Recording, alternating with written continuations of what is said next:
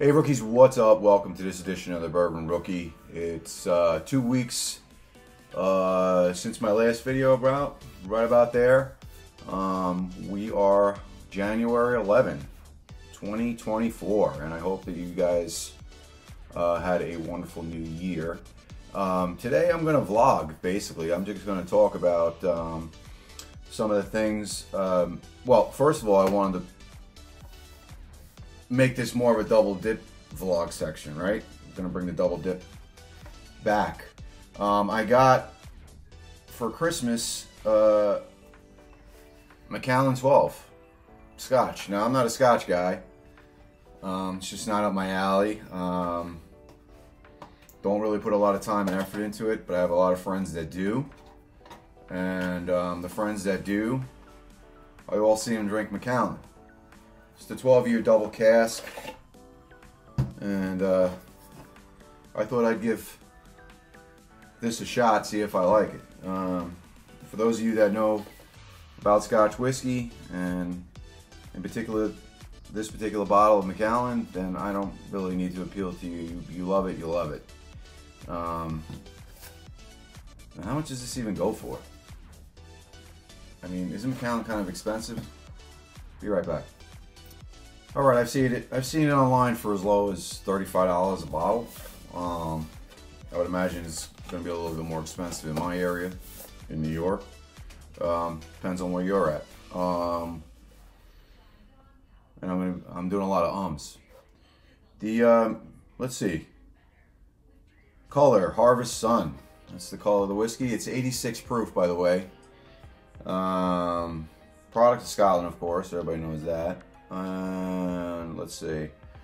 The aroma is creamy butterscotch, hint of toffee, apple, candied orange, vanilla custard, and newly felled oak.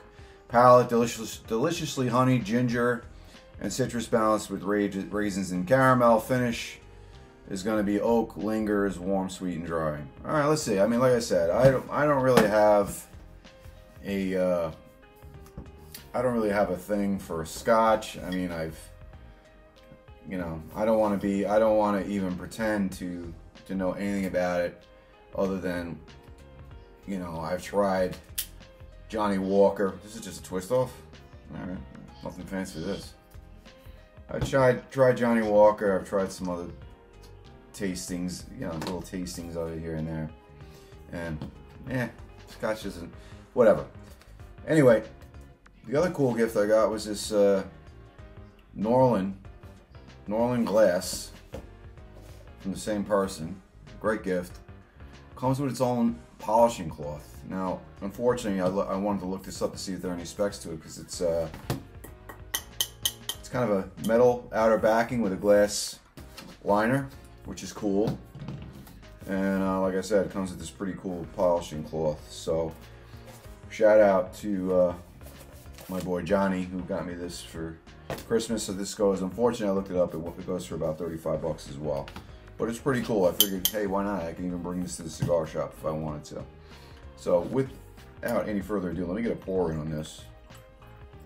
No, I'm not, ugh. See, right away, I don't even like the smell. It's like peaty and it smells like dirt. But while I'm gonna let this open up a little bit. I guess it's just, yeah, it's just that nose. What did they say the nose should be on this?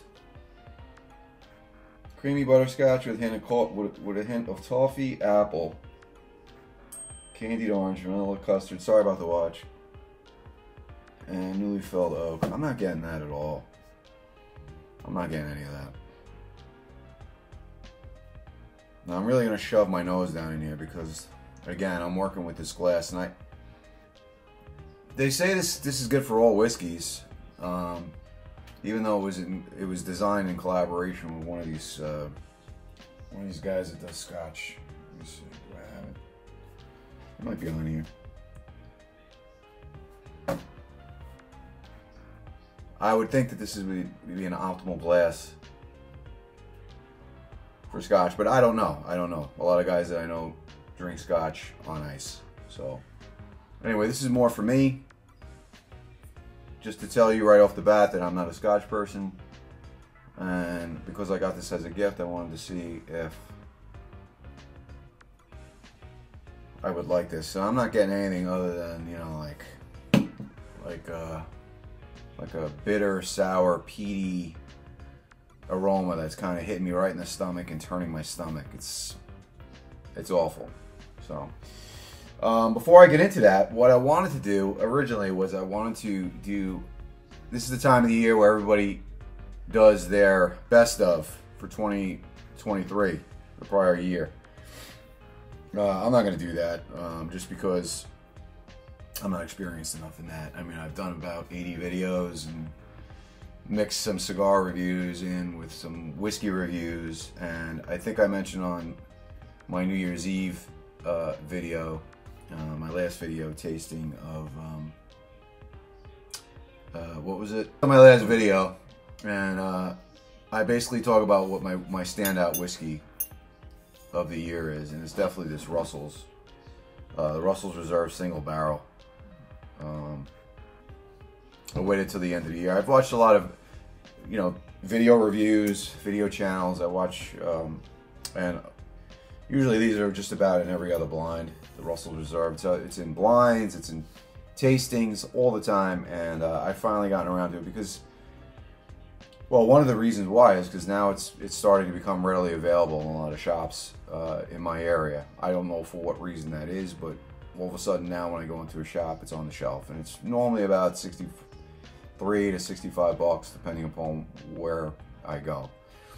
So this was my standout whiskey of the year. I was gonna do like a whole thing, but nobody's really interested in my opinion on whiskey. If you really want to know what top whiskeys of the year were, there's other channels for that. I don't want to piss anybody off with that, but I could tell you, I could probably do like a whole lineup of my top 10, but this was my standout.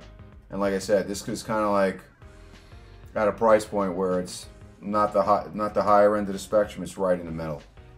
Some of the lower end bourbons that are out there, like Wild Turkey 101, that's a good everyday sipper for me. This is like just an elevated version of that, bolder, richer, sweeter, smoother, but again, double in price. So this was the standout just from memory. But what I wanted to focus on in this double dip was more or less about the cigars that stood out for me. Now, the four cigars that, well, I'm going to tell you right now, my cigar of the year for last year, for me, which is now my everyday cigar, is this EP Carrillo Allegiance. And this is in partnership with Oliva Cigar. I don't know what the collaboration is. I'm imagining Oliva Cigar is providing tobacco for this, and EP Carrillo is the blender. But this is coming out through the EP Carrillo cigar brand, and this to me was my #1 cigar for last year in terms of just the value of the cigar, in price, flavor, the complexity, the enjoyment. This was by far. Now this, I think, got a 95 rating. If that flips your switch in a cigar aficionado, it doesn't really do much for me. What my cigar brand of the year was, just in terms of not necessarily new releases, because everybody does a new release every year.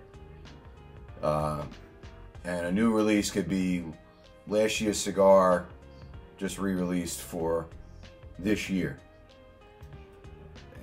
Or you have a cigar that you do every year, but you just do a different blend with the same cigar name. EP Carrillo does that. They have a cigar for that.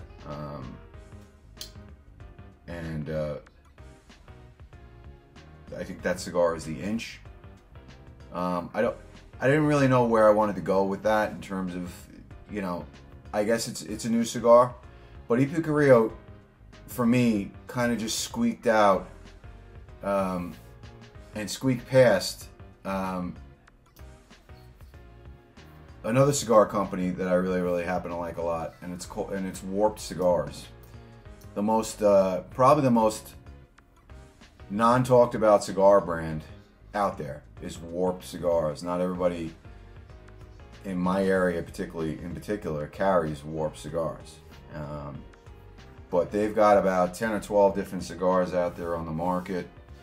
And the cigar that they came out with this year, I did a review on earlier in the year, and it was really, really good. And that is basically the 1492. Now, should be a picture right around here somewhere of the 1492. Just a fabulous, fabulous new release by Warp Cigars. And they have, it seems like they have a brand new cigar that they release almost every year. But they've been around for, I think, since roughly around 2008. And I haven't really heard anything about Warp Cigars until the past 2.5, 3 years, 4 years maybe, where we really started getting into them. Be on the lookout for Warp Cigars. Very, very good. Also, Tatuaje. So, Tatuaje, they put out the, I did a review on this, the Tuxtla 10-year. This guy. That was a really, really good cigar. What's it called? The Bella Ancre. I think it's called the Bella Ancre 10-year. Really, really good. They also came out with this regular Tuxtla at the beginning of the year with a pigtail cap, which I didn't really like. I didn't hate it, but I didn't really give it a favorable review. But these are two new. It's basically the same cigar, different shape, and maybe a slightly different bit of tobacco in the 10-year, which made it a lot better. They also came out with the 20-year, Tatuaje, and also I did a review on this one as well, the TAA. Well, actually, this is the 2022, so this doesn't really count for this year. However, great cigar. So Tatuaje put out 2 new cigars. I guess the 20th anniversary will stick around for a few years until their 25th anniversary, because I think they do an anniversary cigar every 5 years. So this cigar was supposedly going to be out on the market for a little while. So Tatuaje has 2 new cigars. EP Carrillo has at least 2, 3. I think they also have another. Where's the other cigar? And I'm going to put all this in the graphics.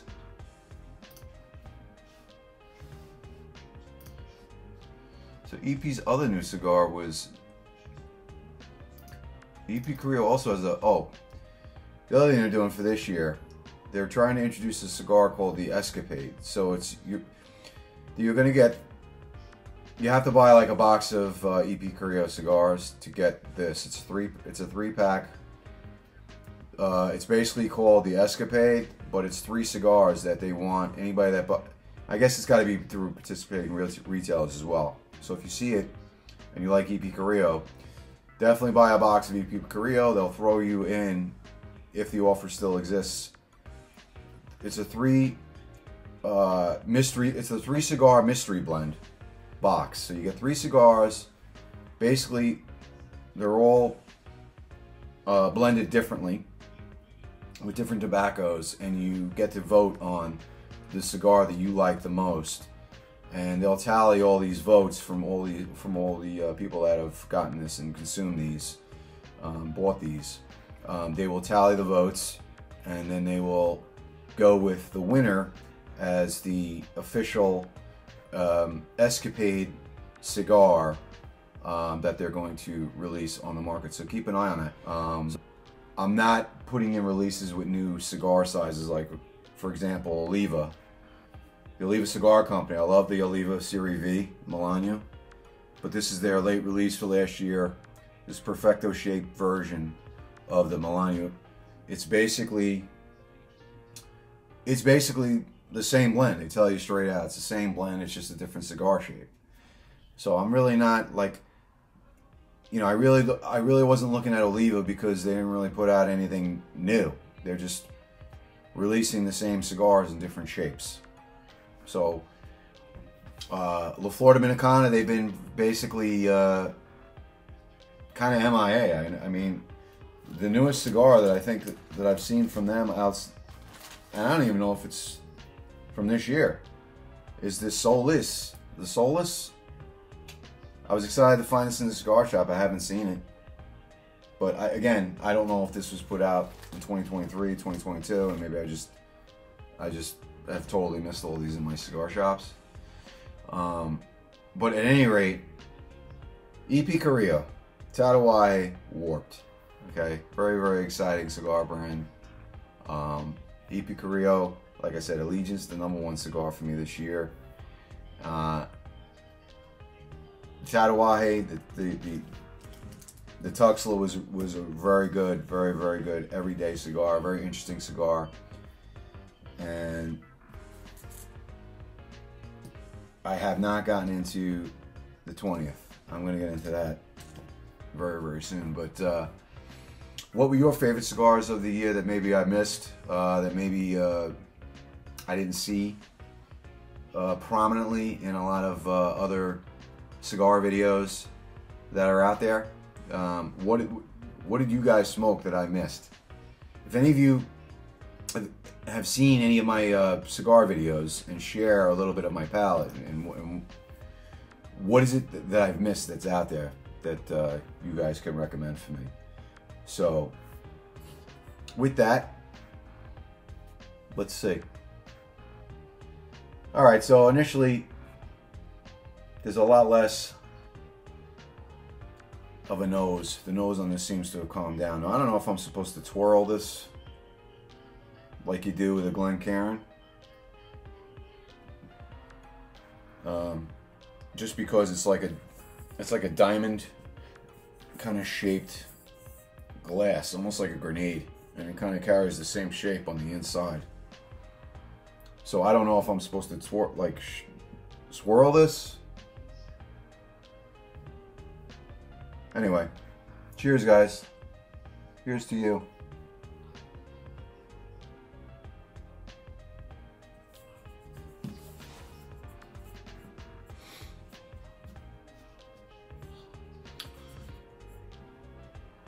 Interesting. It's not that bad. It's not bad at all. Actually, it's not as bad as I was expecting it to be.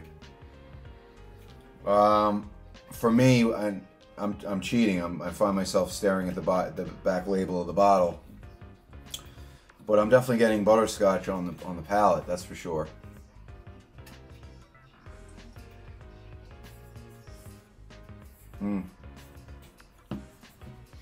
I am getting butterscotch on the palate. I can get a little bit of that apple that they were talking about. You know, we were talking about that in the palate, and I'm going to cheat. Honey, ginger, citrus, balanced raisins, and caramel. No, I'm getting the butterscotch. I'm getting the apple. I'm getting it on the palate. I'm not getting that on the nose, which is what they suggested I should be getting. Not that bad. Not that bad. Definitely not saying I'm going to go out and buy this again, but if somebody offered me this anywhere, I don't think I would turn it down. Now, let me see how this would do on ice. Alright, now before anybody kills me for this, you know, I don't have the fancy, clear, giant ball of ice tray or maker, so I just went with 2 ice cubes. I don't know, guys. I think maybe it's not bad. I can't tell if I actually prefer it neat or if I prefer it on ice. It's weird, right? Initially, I preferred it on the ice but I'm thinking like maybe just a couple drops of water versus letting these ice cubes melt in here. So I guess really this is just up to taster's preference, whether it's better neat or better on ice. So let's give this one more shot before I put everybody to sleep. You know what, guys? I think I like it better neat. Nah, I prefer it neat. I'm wrong. I actually prefer it neat. I think the ice and I think the ice just does something to it that ruins it and makes it typical. Brings out more of that typical Scotch, peaty, bitter profile that just doesn't seem to agree with my stomach. Oh my God. Awful. Sorry, guys. I mean, I will say this is probably the best Scotch that I've had out of anything that I've had and tasted over the past. Now, I haven't had Balvenie. I keep hearing guys telling me all about Balvenie, and maybe I'll get around to trying one of those. If you have a suggestion on the year for Balvenie, because I know that Balvenie goes as high as a 27 year. I don't know if I want to spend the money on a 1 ounce pour because it can be quite expensive, I think. I don't know if I want to spend a lot of money on something that I really teeter on in terms of liking it anyway. So maybe you guys can give me a suggestion as to a proper year. Is it a 15? Is it somewhere in between 27? And what's the lowest age on that? 10 on a Balvenie? You know, I don't know. I don't know how it would be with a cigar. It might actually pair well with a cigar. I'd have to try it and let you know. When I didn't bore you too much. And oh yeah, my buddy, the Charlie Brown Christmas tree is still up. Yes, because in my house we celebrate Russian New Year, and we tend to take Christmas a few weeks later into January. So my wife's Russian, by the way, so that's why we celebrate, and that's why the Charlie Brown tree is still up over here, decked out in blue, gold, and silver. So anyway, I hope I didn't bore you to death. I hope you guys had a great Christmas and New Year's holiday, and we'll see you on the next video review.